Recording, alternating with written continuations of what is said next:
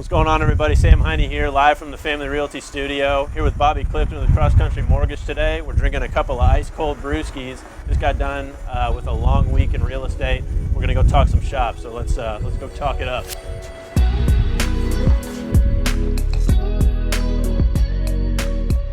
All right, so first things first, crazy market out there, low inventory, sellers are getting everything but the kitchen sink. It seems like buyers are having a tough time and having to get really creative and strategic with their agents to get their offers accepted. What I'm curious about is, because you're working with a lot of buyers on your end, you're on the mortgage lending end, I'm on the realtor end. We work together on a lot of these things. But what are you seeing on your end that is getting offers accepted, and then alternatively, because you know everybody sees offers get declined as well. What's not working from what you're seeing? And, sure. What might give the folks at home a better chance of getting their offer accepted on the house they're bidding for? Great question. First of all, so a couple of things that we're seeing a lot of, if government loans are tough right now to get accepted, and we're just seeing a lot of buyers with government loans, whether that's a USDA loan or a VA loan, FHA loan, low down payment loans.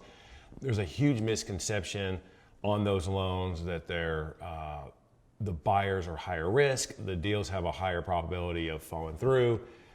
They are low down payment, so the appraisal issue is obviously a problem, because if the appraisal comes back short, we have a lot of times these buyers don't have a lot of the liquidity that a buyer that's got cash or somebody who's putting out 20% does. So you're working with a smaller margin for error with some of these buyers. So if you have got to use government loan, do it. The USDA loans, there's a little bit more, I think, in my opinion. You have a higher probability of getting an offer accepted. They're a little bit they're a little bit different because there's not much competition typically, because it's not something like right in areas where there's tons and tons of competition. But the VA loans are tough. FHA loans are difficult. There's a big misconception on appraisals too that I think factors in with some of these decisions that are being made by sellers.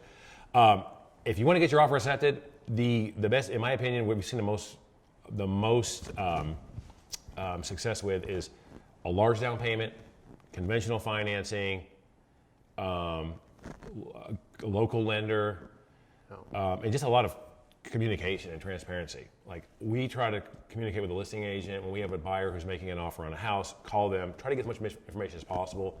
At the end of the day, you want to put your best foot forward. I want to make sure my buyer is getting into that house or is taking their best shot. So yeah. If we can't get a hold of a listing agent, if it's somebody who doesn't like to communicate, or if it's a tricky situation, it just makes it difficult.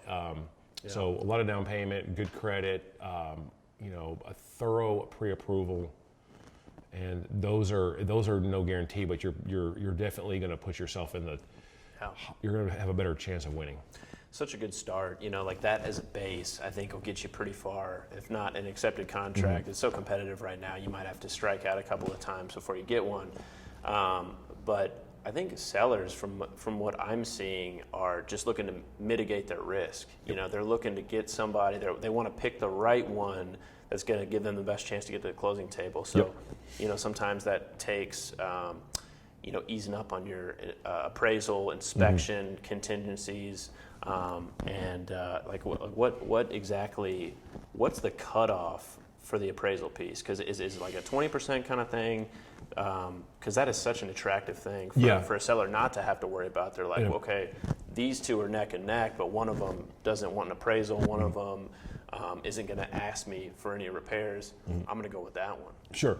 So we're seeing more and more, and this is, I think Fannie Mae and Freddie Mac came out with the property inspection waiver. It's also known as an appraisal waiver.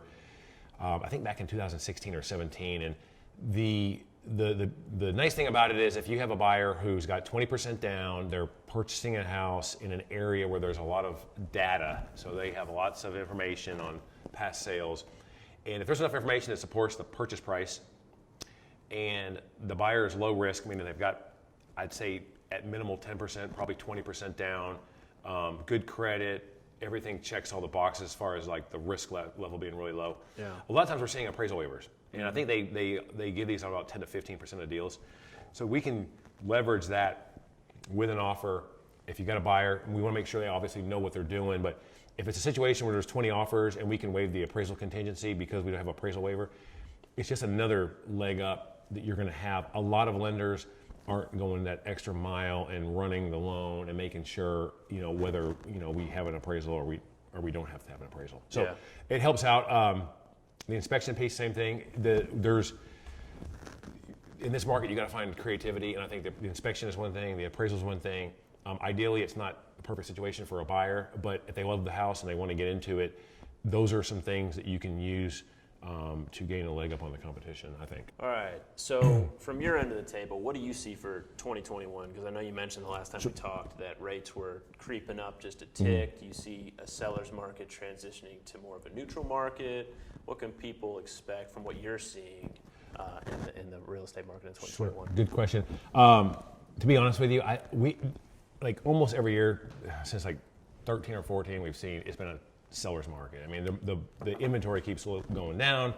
Unless if we had some kind of like crazy event, like this year is going to be a seller's market. I think next year it's hard to predict, but I would say we're going to still have an inventory problem until rates go up more. We get more construction.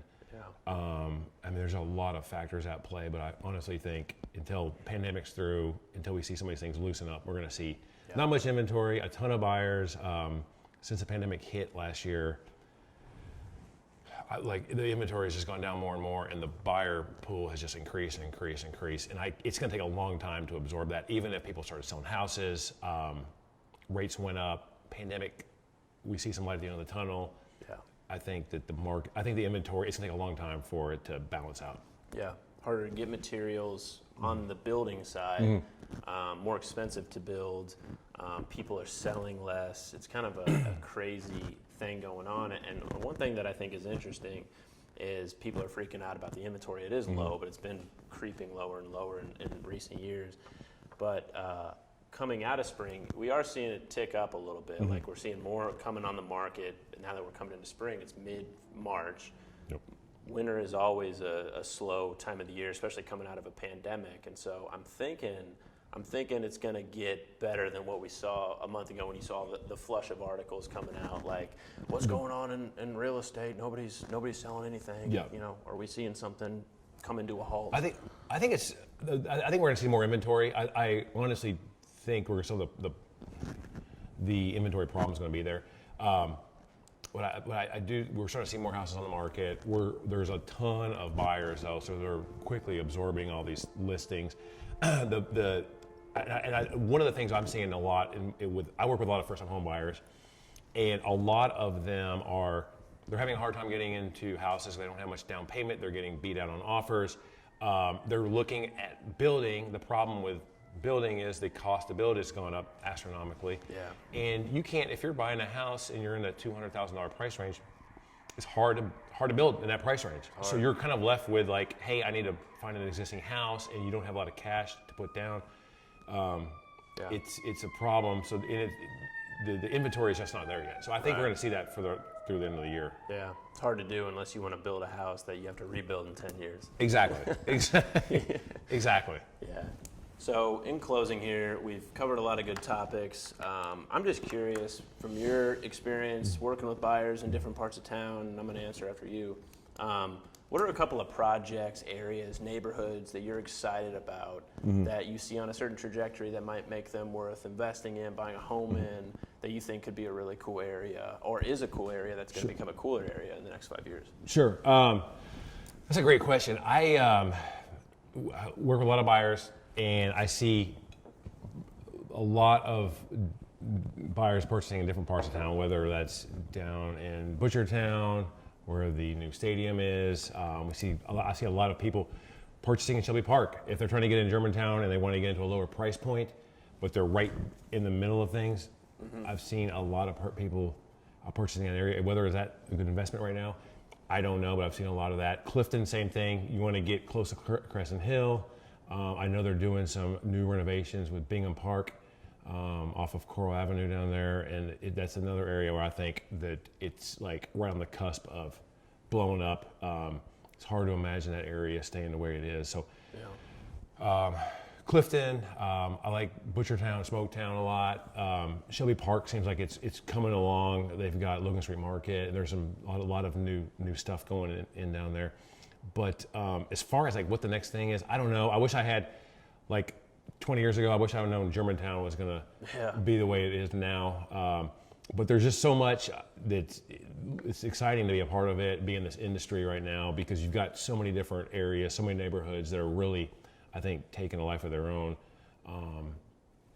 Portland, another thing, you can get in very cheap in that area, and you're starting to see some like bits and pieces of that coming together. Yeah. We're seeing a lot of revitalization and a lot of just a lot of excitement, a lot of growth in that area. Totally. Yeah, I think it's interesting because, like new builds are so hot. I mean, they have their formula down. They're really great houses, but they're kind of out in the burbs. They're in the East End, South End, and they're great options too. But I think there's this mass. People are looking for, I guess you could call it urban Louisville, Germantown, Smoketown, Shelby Park. It's close to downtown, concert halls, the waterfront, a lot of cool things just a stone's throw away that people want to get close to. And so I feel like a lot of people are driving down there as well, looking to live close to there. Paristown Point is about to completely turn over. We're seeing a lot too with because of the market the way it's at, where it's in right now with not much inventory. Construction is expensive. We're seeing a lot of buyers right now purchasing property like fixer-uppers that are not in the greatest shape, going in, fixing those up. There's loans that you can do, conventional loans. There's a home style program. FHA's got a 203K rehab loan. So some of the loans are geared for just renovating some of these houses that are closer to the downtown instead of having to do new construction. Yeah, it's exciting. What neighborhoods are the next big thing? It's hard to tell, at least for me. Depends on, I guess, what floats your boat, where you're working, what you like to do. There's some, it seems like in Louisville for everyone, so it's kind of exciting to watch it all play out. Yeah, we'll see. There's a lot of exciting things to take an eye on. Yeah. And there you have it, folks. Another monthly market update in the books. Thank you to Bobby Clifton of the CrossCountry Mortgage for joining us today. Always an interesting morsel to hear from somebody on a different side of the industry on what's going on in the market. So hopefully you took something away from this week or this month. And we will see you next month. Thanks for tuning in.